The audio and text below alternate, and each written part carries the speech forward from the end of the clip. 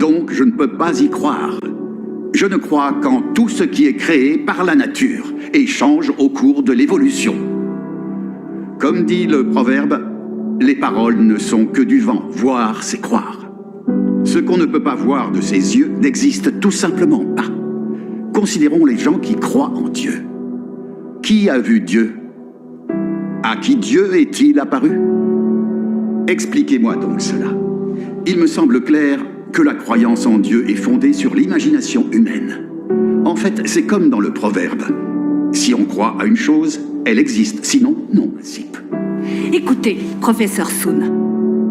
Vous dites que parce que les gens ne voient pas Dieu, alors Dieu n'existe pas.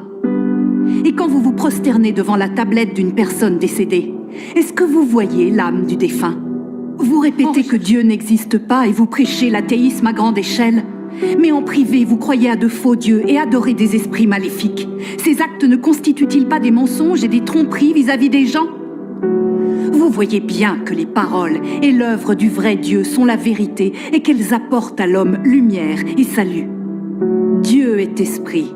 Bien qu'on ne puisse voir son corps spirituel, on peut entendre Dieu prononcer des paroles. Et on peut voir l'œuvre de Dieu. C'est un fait qui est absolument irréfutable. Depuis des milliers d'années, Dieu parle, guide les hommes, sauve l'espèce humaine et régit le destin du genre humain. Dieu a également révélé de nombreux actes. L'expérience humaine et la connaissance pratique de ces choses ont donné lieu à bien des proverbes, tels que « Aide-toi et le ciel t'aidera »,« L'homme propose, Dieu dispose », « Les hommes sèment, mais la récolte dépend du ciel », « Le ciel donne toujours un moyen », « Les plans des cieux supplantent les nôtres », « Le destin de l'homme est écrit dans les étoiles », etc. Tout cela prouve bien qu'il existe un souverain qui régit et agence tout le monde humain, qui dirige, bénit et nourrit cette humanité.